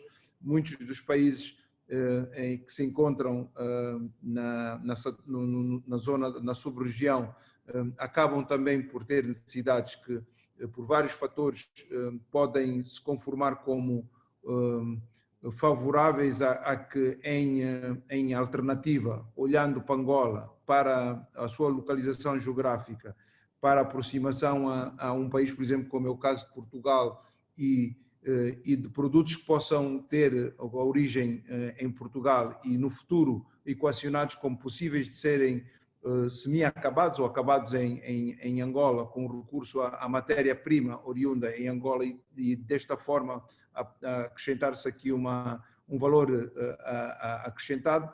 Por isso é importante aqui frisar, do ponto de vista de oportunidades, nós as temos, e do ponto de vista de preparação para que essas oportunidades se tornem competitivas, as medidas que estamos a tomar estão alinhadas com aquelas que noutras geografias representaram o passo necessário a ser dado, e obviamente que em termos de resultados, estes resultados não acontecem do dia para a noite, mas desde já notarmos que este interesse surge com sinais em concretos é muito positivo. Sim, senhor António, muito obrigado pela resposta e pela participação. Eu tenho aqui daqui das perguntas da plateia, digamos assim, eu tenho uma pergunta direta para o Fernando Ferreira e que é do Alberto de Brito, que é um luso-angolano residente em Angola e que queria perguntar ao Fernando, ou pergunta ao Fernando, de um modo geral, como é que avalia o subsetor das águas em Angola e quais os pontos de melhoria que identifica como sendo urgentes na atual conjuntura. Fernando? Obrigado, Alberto, pela questão. Enfim, é uma pergunta que podemos levar aqui uns bons minutos, uns largos minutos a responder. Pronto. Como é que eu avalio este setor? De facto, a Angola tem tido preocupações que são notórias na melhoria do saneamento básico e da potabilização da água, que são cruciais para tudo, inclusive para, no fundo, o momento que hoje vivemos. Isto é notório, o esforço financeiro tem sido feito, aliás, eu referi, enfim, no meu discurso compactado há pouco, enfim, que tentei não exceder em 10 minutos, eu referi, enfim, muitas das ações que têm sido levadas a cabo e do esforço financeiro que tem o governo angolano tido neste setor. Porque, de facto, portanto, nestes países, enfim, e eu falo países que ainda estão a aproximar-se, enfim, de outras realidades económicas, há aqui um esforço que tem que ser muito feito à base de financiamentos e, de facto, como eu insisti, repetindo-me, muito feito à base enfim, das bancas multilaterais, estão aí para isso, de alguns, enfim, financiamentos também de Estados, mas exige um esforço financeiro enorme. E, portanto, também temos que ver as economias que existem do outro lado para perceber até que ponto é que há a possibilidade de, enfim, de investirmos rapidamente. Portugal, de facto, teve o trajeto que teve, porque também foi muito alavancado com fundos comunitários, não nos podemos esquecer disso. Grande parte do sucesso português também teve por trás fundos comunitários que ajudaram o país a desenvolver-se rapidamente. De facto, o mérito teve muito a ver com a estratégia implementada e com a capacidade dessa concretização. Portanto, Angola tem dado passos nesse sentido, ainda há muitíssimo para fazer. Alberto, ainda há muita água que temos que preparar para Luanda. E a mim preocupa muito, e por isso é que eu referi há pouco a questão daquela formação específica, pode ser de facto assim uma coisa um pouco... mas preocupa muito porque é preciso que tudo isto que estamos a fazer, todas estas infraestruturas que estamos a construir, depois tenham continuidade, no sentido de haver a percepção de como depois elas têm que ser feitas, porque de facto nós temos que partilhar o know-how, mas temos que ter parceiros locais que depois o implementem e no fundo consigam fazer bem. E portanto nós como estamos um bocadinho mais à frente, digamos assim, dessa fase, temos essa possibilidade de partilhar convosco esse conhecimento que aprendemos com muitos erros que cometemos, é verdade que sim, mas até por isso se calhar conseguimos chegar mais depressa. E portanto eu acho que o que é preciso é percebermos também a capacidade que existe real e depois disto tudo passar, depois a realidade está distorcida. Portanto, hoje nós não sabemos em que ponto é que estamos, aliás, e quando há uns dias atrás a OMS diz-nos que, afinal de contas, pronto, o efeito de lavar as superfícies ou de limpar, desinfetar as superfícies, pronto, não há evidências de que o vírus se propague por maçanetas, etc. Portanto, nós hoje estamos todos numa fase de aprendizagem e, portanto, as verdades hoje, enfim, são umas, amanhã são outras. O que me parece é que é importante é que os países tenham procedimentos, como vocês estão a ter, que caminhem no sentido de debelar isto rapidamente. Porque, de facto, a realidade vai ser outra e nós vamos ter outra realidade em breve, que vai ser, enfim, espero que melhor que a de há 3 anos atrás, ou a de há 2 anos atrás, onde houve, de facto, aqui alguma dificuldade em termos de investimento. E, portanto, espero que as economias retomem. Já ouvimos o Dr. António Henriques dizer que há um grande programa de investimento privado. Eu acho que a indústria transformadora tem muito aí que, digamos, que se desenvolver também com a ajuda do investimento privado.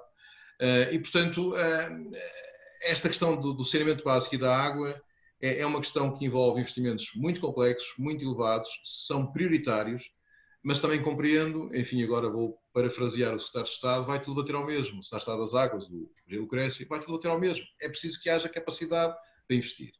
Portugal está disponível, tem linhas de apoio, como o Sr. Secretário de Estado já o disse, e, portanto, há aqui também uma lógica que não pode ser descurada de capacitar as pessoas que depois vão ficar responsáveis por tudo isto e para que tudo isto corra bem.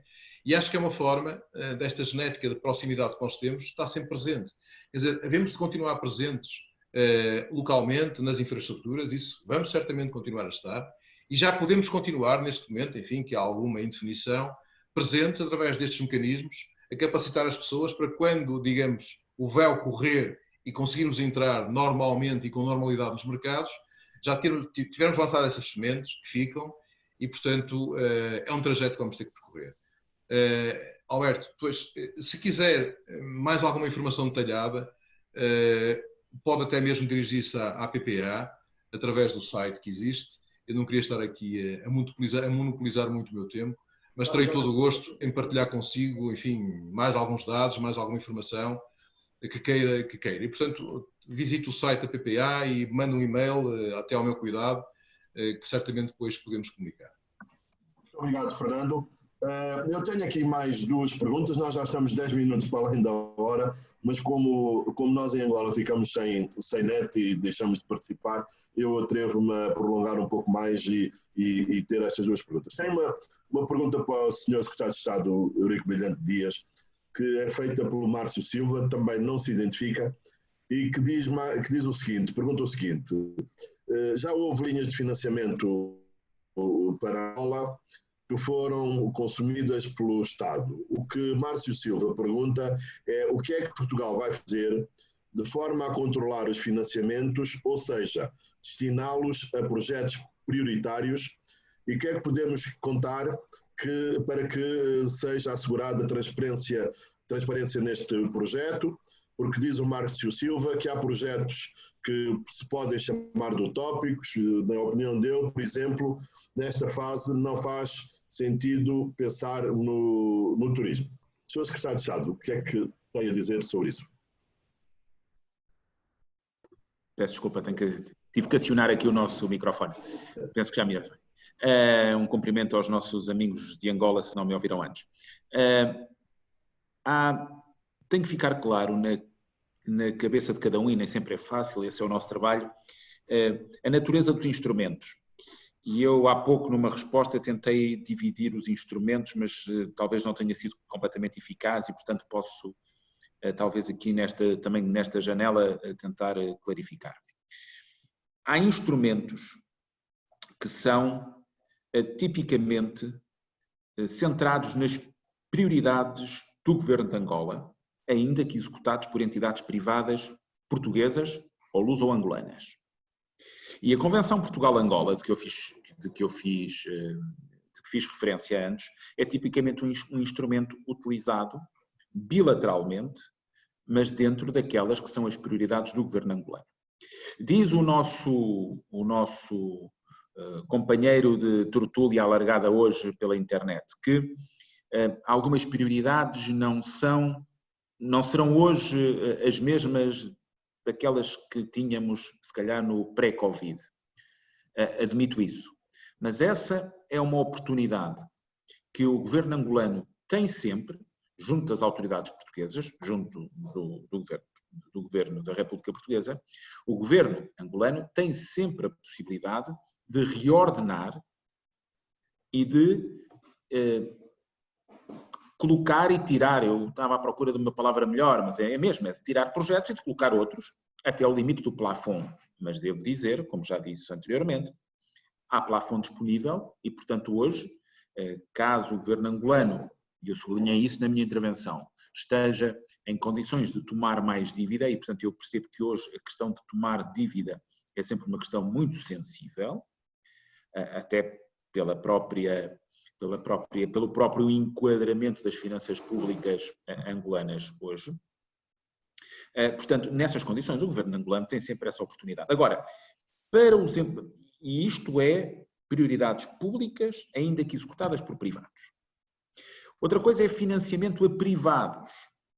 E para fazer o financiamento a privados, para além daquilo que é o funcionamento do sistema financeiro angolano, e portanto eu próprio, há pouco na minha intervenção, elogiei aquilo que considero medidas de transparência que têm vindo a ser tomadas não só pelo governo angolano, mas também pelo Banco Nacional de Angola, e algumas delas até bastante recentes.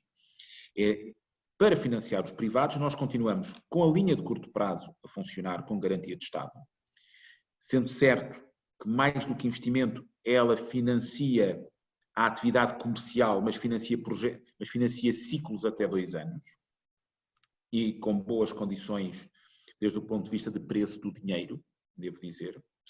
A segunda dimensão é aquilo que estamos a fazer ao nível dos seguros de investimento, que permitem garantir ao investidor português em Angola boas condições de segurar o seu investimento.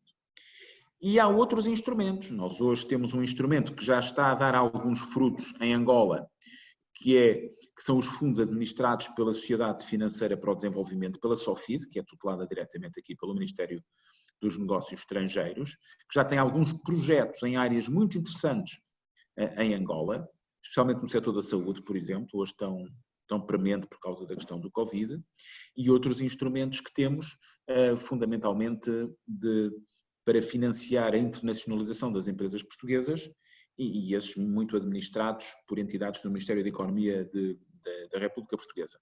Esses instrumentos estão essencialmente disponíveis para o setor privado. A Convenção Portugal-Angola está dentro das prioridades de investimento público da República de Angola, e é para essas prioridades que esse instrumento foi definido. Sim, senhora. Muito obrigado, Sr. Secretário de Estado. Temos obrigado. uma última questão, também fique em linha, talvez para o Sr. Secretário de Estado e para o António Henriques da Silva, e eventualmente também para o Fernando Ferreira e para o Emanuel comentarem. Há aqui uma pergunta que eu classificaria de futurista, não é? O António Jorge de Moura diz o seguinte: diz que são conhecidas as dificuldades do acesso às divisas entre os dois países, particularmente da parte de Angola, e o que ele pergunta é porque é que os dois Estados não podem equacionar transações em moedas digitais nas relações comerciais entre os dois países. O que é que vos parece esta questão, se é que alguma vez pensaram nela? Portanto, a utilização de moeda digital, fala-se aqui que a China também já começou a usar, e portanto é uma coisa que está mais ou menos na moda. O que é que vos parece? Não sei, esta é uma pergunta aberta a todos. Eu não sei se o Emanuel ainda está, eu não o vejo, o Emanuel Gomes. Estou sim. Quer começar, Emanuel? É assim, o que eu falei a nível de modelo de pagamento não fiz alusão à questão do moeda digital, mas foi mais bem o counter trade, ou seja, é troca de produtos propriamente dita. Digital, enquanto é altamente inovadora, o counter trade parece pré-histórica e parece que isso já não se faz, já ficou fora de moda. Contudo, indiquei alguns exemplos de grandes multinacionais, para não falar também de americanas, europeias, para não falar também de multinacionais chinesas, que praticam essa modalidade de pagamento, na qual a troca de produto por produto é viável, economicamente viável. Dá trabalho, não é fácil, e depois já tem de haver intervenção de terceiras third-party companies, empresas, portanto, terceiras que fazem a intermediação e o escoamento do produto, mas essa foi a alusão, e eu acho que essa é uma oportunidade perdida, que se tem perdido essa oportunidade efetivamente de se pagar. Quanto a digital, deixo para um dos outros palestrantes a poder acrescentar. Obrigado. Eu não sei se alguém tem alguma coisa a dizer sobre isto. Não, se o Carlos me permitir, é verdade que nas últimas visitas que fiz, e que acompanhei também o Sr. Primeiro-Ministro, o Sr. Presidente da República, o Professor Marcelo Rebelo de Sousa, o Sr. Ministro dos Negócios Estrangeiros, e eu próprio já vi o número de vezes que eu fui a Angola nos últimos anos. Portanto, isso é bem sinal de como, para nós, esse relacionamento é um relacionamento que não só temos no coração, mas como ele é também um relacionamento muito importante para Portugal. É evidente que as questões das transferências de divisas para Portugal, essa questão foi-me levantada por várias empresas portuguesas. Apesar de tudo, devo dizer, eu sei que hoje estamos num contexto muito diferente e que a pandemia está aí, mas devo dizer que da minha última viagem havia sinais claros de regularização, apesar da circunstância da fortíssima desvalorização na altura que o Kwanza estava a sofrer e que era bem sentida pelas empresas portuguesas e luso-angolanas que operam no mercado angolano, mas havia uma clara tentativa de ajustamento do mercado, eu diria, da oferta monetária àquela que era a realidade da economia angolana. Esse era o propósito claramente que nos era apresentado claramente não só pelo governo angolano, mas também pelo Banco Nacional de Angola, e isso permitia paulatinamente que o fluxo fosse um fluxo mais estável. Evidentemente que esse ajustamento monetário com forte impacto cambial, como é sabido, que fazia ajustar os preços do Kwanza, quer no mercado formal, quer no mercado informal, era evidentemente um movimento que gerava regularização, mas gerava novas dificuldades à importação, precisamente pela fortíssima desvalorização do Kwanza e até por algum receio de inflação importada, se chamemos assim, que havia e que se sentia na economia angolana.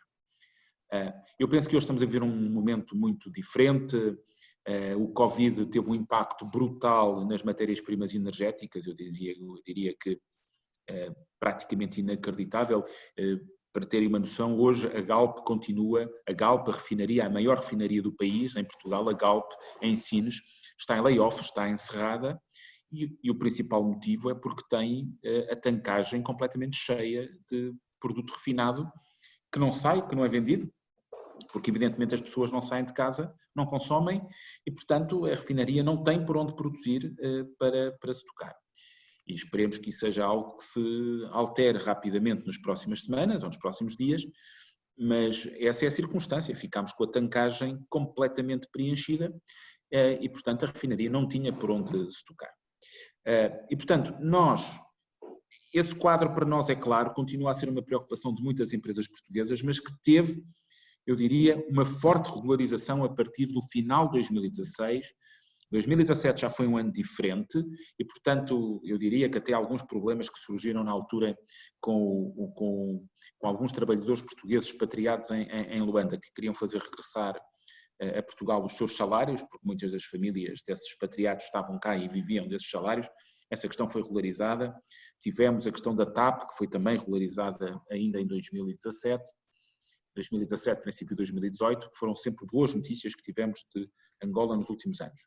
Agora, é evidente que se a política de ajustamento permanecer, e tem que permanecer para reequilibrar os fluxos importador e exportador da economia angolana, focada nessa lógica de captação de investimento para garantir a tal diversificação da economia angolana, que o António Henriques da Silva também sublinhou na sua intervenção, nós vamos precisar de garantir aos investidores internacionais a confiança no repatriamento de resultados e no repatriamento em moeda estrangeira.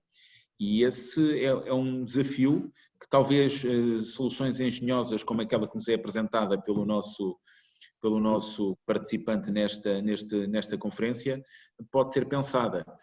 Mas eu penso que há muitos operadores económicos, quer em Portugal, quer em Angola, que não estão ainda, eu diria, habituados a trabalhar com esse instrumento, e era melhor começarmos a trabalhar mesmo, era num instrumento mais tradicional, que é mesmo a transferência do dinheirinho tal como o conhecemos. Muito obrigado. Muito obrigado também. Não sei, António, se para ti este tema das divisas continua a ser uma preocupação dos investidores que te contactam? Bom, o tema das divisas como tal, eu acho que está a ser resolvido. E digo está a ser resolvido porque é um processo. O Sr. Secretário de Estado tocou aqui nos aspectos muito interessantes em relação à garantia de repatriamento de dividendos e obviamente que nós, enquanto agência e reprodutores da relação, de intermediação da relação com os investidores e promotores dessa relação, no sentido de que ela cada vez mais seja digamos, seja melhor percebida e melhor entendida e com efeitos que se façam sentir na nossa economia, nós achamos que as medidas estão a ser tomadas, estão adequadas. Nós estamos agora, só digo que estamos agora porque é um processo que está a decorrer de alteração pontual da lei de investimento privado, exatamente também para que se dê resposta a estas questões de garantias de repatriamento de dividendos e em que condições ela é feita. Não vou adiantar em relação aos detalhes, mas dizer que é uma medida que nós também, na avaliação que foi feita da atratividade do investimento privado em Angola, também concorreu como sendo importante ser abordada. Aproveitava também aqui para falar, já que foi colocada a questão futurista, assim como foi dita, a questão do pagamento em moeda digital, ela não se deve resumir apenas à existência de, digamos, tecnologia para tal, mas sim também tem a ver com os próprios também hábitos de consumo de quem as vai usar e da massa crítica de pessoas que esteja já preparada em fazê-lo. Em mercados com uma dimensão muito maior, digamos, o mercado da Comunidade Europeia, da China, Estados Unidos, se calhar até um país como o Brasil, se calhar, e onde as compras e vendas, as transações na internet têm um pendor muito maior, já se justifica. No caso do nosso país, que só tem 30 milhões de habitantes, e no caso das relações entre os dois países, entre Angola e Portugal, se calhar, como disse o secretário de Estado, se calhar também devemos primeiro consolidar o que é tradicional e que, com a sua fluidez, possa então também transmitir a confiança necessária, porque tudo que envolva, vou repetir a palavra mencionada pelo secretário, dinheirinho, tem que ser feito com confiança, e se não for feito com confiança e de uma forma muito transparente, as pessoas não adotam, e não adotar é mais um investimento que se pode fazer num sentido que é de inovação, mas que do ponto de vista prático acaba por não produzir os resultados que se esperam. Muito obrigado, António. Nós estamos praticamente, devíamos terminar às 17h30, perdão, às 17h, estamos praticamente às 17h30 e, se me permitem, eu encerraria por aqui este webinar. Enfim, nós aqui de Angola tivemos um período em que não assistimos, em que caiu a chamada. Mas eu diria que, pelo pouco que eu vi, que as preocupações para o futuro não são muito diferentes daquelas que já existiam em Angola e nas relações entre Portugal e Angola. As perguntas, de resto, refletem de alguma maneira isso. Aquilo que a apresentação do Emanuel Gomes de contextualização também me pareceu, o que é melhor produzir agora em Angola, terminou a fase do contentor, mas, portanto, tudo isso eram coisas que, de alguma maneira, nós já conhecíamos, não é?